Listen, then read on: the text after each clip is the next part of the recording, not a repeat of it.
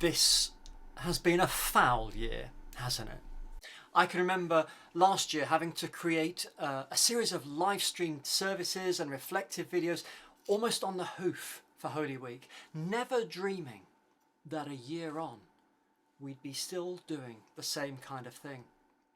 So this year's been tough, and it's raised many questions, including about the nature of church. In my last parish, we were bowled over by the response that we had when we took church online, but that was only a part of it. We watched people putting aside time every single week to phone those who are most lonely and most vulnerable, to go and collect their shopping, to deliver orders of service for Sundays to them, and all of that has got me thinking about the true nature of church and about wondering what's really important. Last week, The Guardian ran a piece about the census and the projection that it may well be that for the first time, less than 50% of the population will put their religion down as Christian. The reason that they give is that many of the younger population see the church as being uncaring and unethical, and that may well come as a shock to some of us. They see the church as being an outdated institution that puts questionable dogma about sexuality and the role of women and all sorts of other things above what they think is important, which is simply loving and caring for others and caring for the environment. And in a sense, it doesn't matter whether we agree or disagree with their perceptions of us. We've got to recognise this is how the church is perceived by so many. And we have to ask ourselves, what can we do about that? I think that a part of the answer could well revolve around getting a fresh understanding of the nature of what a sacrament is. Now, bear with me on this, because I'm sure some of you are thinking to yourselves, well, that's exactly what a vicar's going to say. But the reason I'm suggesting this is because if we renew our understanding of what is spiritual, what is of sacramental importance, that could cause us to think really deeply about how we live out being the body of Christ. So I want to suggest for you an alternative universe scenario. I want you to imagine that we live in a world that's different from this one. Not spectacularly different though. I simply want you to imagine that neither St. Paul nor St. Mark had ever been born. That would mean St. Paul wouldn't have written his letters, St. Mark wouldn't have written his gospel. And if that was the case, then neither Matthew nor Luke would have had Mark's gospel as the basic framework that they could write theirs about. And instead, the main story that we know about Jesus would have been the one written by John. And Matthew and Luke would have worked with what he'd done instead. How would that have changed things for us in the church today? How would our Sunday services be different? How might that have changed what we do in the world? And probably the biggest change would have been in terms of our sacrament of belonging together. At the moment, we celebrate the Lord's Supper, or the Eucharist that was instituted on this night. But John didn't write about the bread and wine of communion. So instead, let's hear once more the section of the story that John tells about the Last Supper. This comes from John chapter 13, verses 1 to 11. Now before the festival of the Passover, Jesus knew that his hour had come to depart from this world and go to the Father. Having loved his own who were in the world, he loved them to the end. The devil had already put it into the heart of Judas, son of Simon Iscariot, to betray him. And during supper, Jesus, knowing that the Father had given all things into his hands, and that he had come from God and was going to God, got up from the table, took off his outer robe and tied a towel around himself. Then he poured water into a basin and began to wash the disciples' feet and to wipe them with the towel that he had tied around him. He came to Simon Peter, who said to him, "Lord, are you going to wash my feet?" Jesus answered, "You do not know now what I am doing, but later you will understand." Peter said to him, "You will never wash my feet." Jesus answered, "Unless I wash you, you have no share with me." Simon Peter said to him, "Lord, not my feet only, but also my hands and my head." Jesus said to him, "One who is bathed does not need to wash except for the feet, but is entirely clean. And you are clean, though not all of you." For he knew who was to betray him. For this reason he said, "Not all of you are clean." One of the things we don't sometimes realise is that in his gospel, John never described the actions of Jesus that led to the Eucharist. The closest he gets to it is when Jesus says earlier in John's gospel, "I am the bread of life." So that suggests then that if we met on a Sunday for a sacramental service, then the most likely scenario in this alternative universe without St. Mark and St. Paul is that at some point, after the priest has prayed a lengthy prayer, instead of sharing bread and wine, we would all take our shoes and socks off and we would wash each other's feet. And we do that every Sunday. You see, just as Jesus commanded the apostles to break bread and to drink wine in memory of his sacrifice in the synoptic gospels, Matthew, Mark and Luke, so here in verse 15, Jesus says, "For I've set you an example that you should also do as I have done to you." There's the command, and it's just as strong as the command to remember him through Holy Communion in the synoptic gospels. We could just as easily have had the washing of feet as our weekly sacrament, and it would be just as much a part of our worship as the bread and the wine are in our real world. If this alternative universe were the one in which we lived, would there be anything radically different about us as a church? If I'm honest, I think there might be. You see, the taking of bread and wine can become so formulaic that it is possible to divorce ourselves almost entirely from each other when we do it. And I think that's what allows us to get quite dogmatic about what we believe.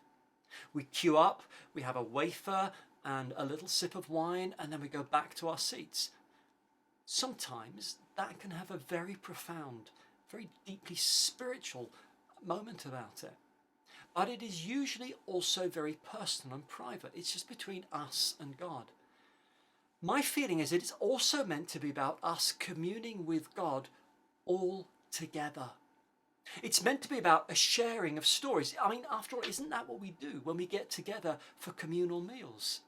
We talk, we share our stories, and somehow we're missing that. So let's go back to our alternative universe where we have no Eucharist, because I want to suggest to you that if we had to wash each other's feet instead, the intimacy of that action could potentially make a real change to what the church looks like now. A sacrament is defined as an outward, visible sign of an inward grace. But also, a sacrament is something which makes happen what it symbolises. And that's why the washing of feet is actually sacramental. To my mind, even in this real world, rather than the alternative universe, the washing of feet is as sacramental as the receiving of bread and wine. Let me explain, and let me tell you a story. There's a really lovely tradition in the Diocese of St Albans, which was where I grew up. For many generations, on Easter Monday, the young and the not so young would make a pilgrimage on foot from their churches to the mother church, to the Abbey and Cathedral of St Albans. And I remember doing it as a young teenager, where we would walk the 9 miles from Welwyn Garden City, which is where I grew up. However, it was all change when I became the curate at St Andrews in Bedford. If you know your geography, you'll know Bedford is quite a lot further away from St Albans. 36 miles. Now, however fit you might be, we didn't reckon we could walk 36 miles in a day. So we did it over 3 days. The first leg we did on Easter Saturday. So we started at the church in Bedford, we'd walk 9 miles, then people would come and collect us and take us back home. Then on Easter Sunday, we'd have our Easter celebration at 9 o'clock in the morning, and then the church would send us out, a group of about 25, and we would be picked up by cars and taken to where we'd stopped on the Saturday. From there, we walked to Luton, and we stayed in a guide hut on Easter Sunday overnight. Then we'd get up really early on Easter Monday, and emerging rather blearily about 7 o'clock, we'd set off for St Albans.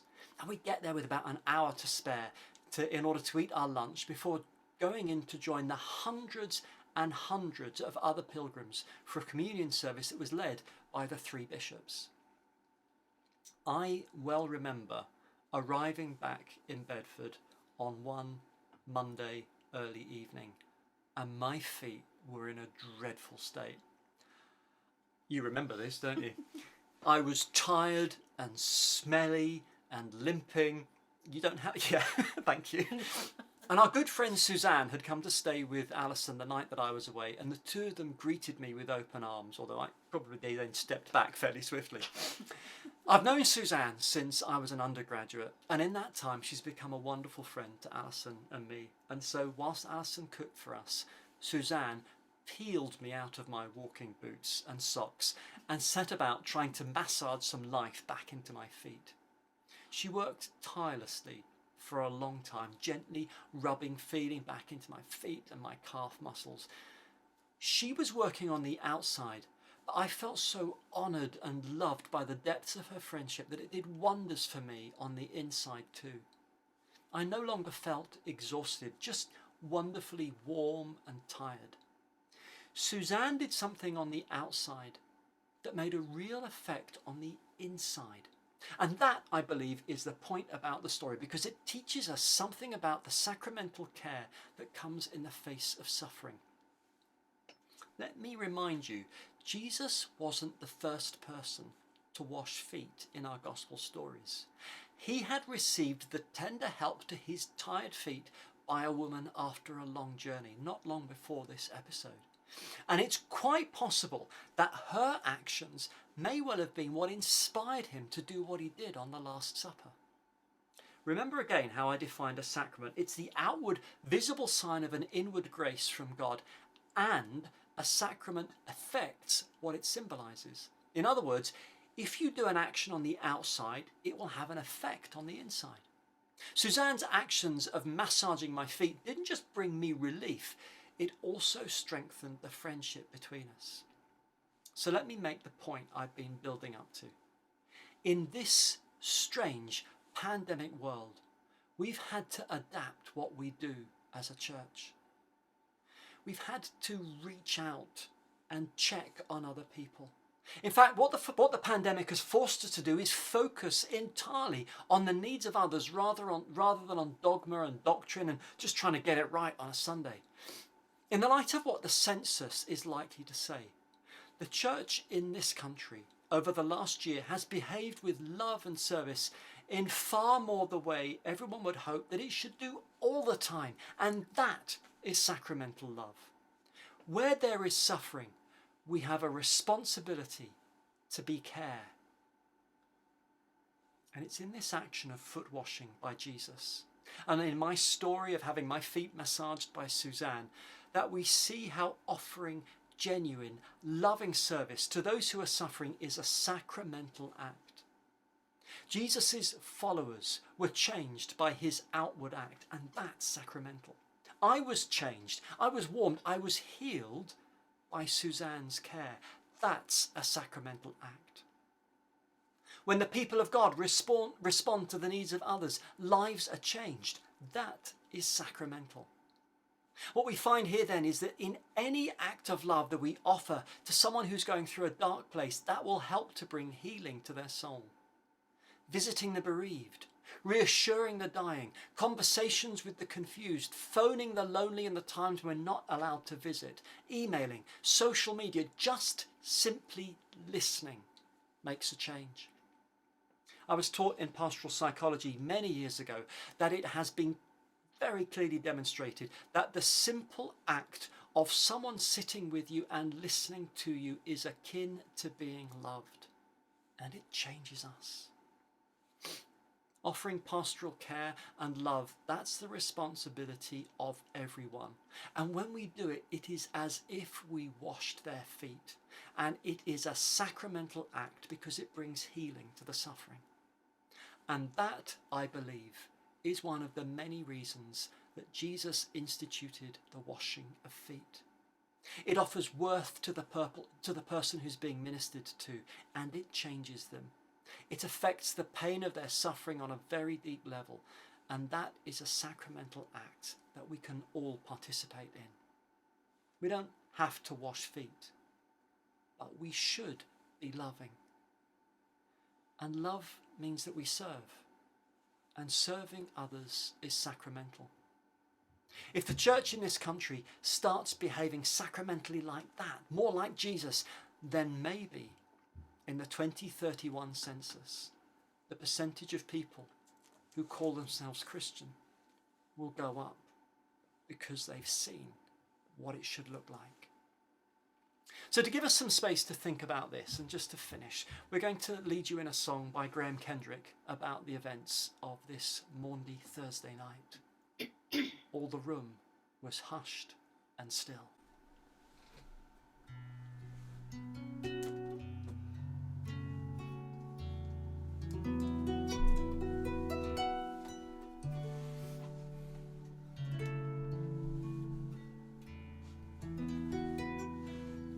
All the room was hushed and still, and when the bowl was filled, he stooped to wash their feet, and when it was complete, he said, "This is what I'm asking you to do. This is why I'm kneeling here beside you. This is what I want my church to be. This is what I want the world to see. Who it is you follow.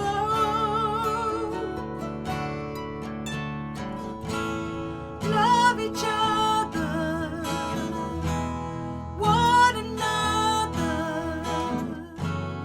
Love each other in the way that I have loved you.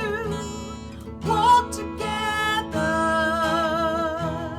and whatever comes, love each other in the way that I have loved you."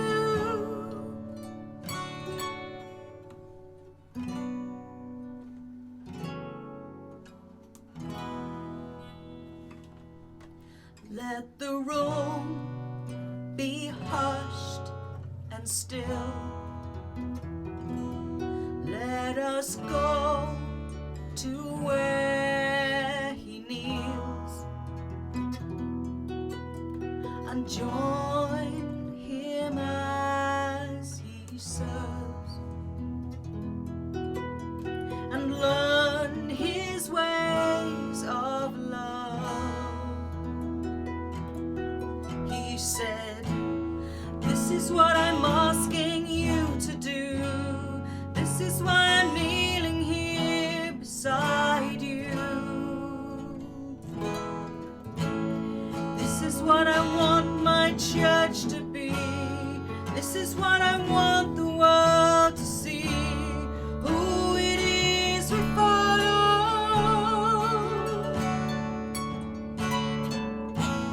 Love each other, one another. Love each other in the way that I have loved you. Walk together, and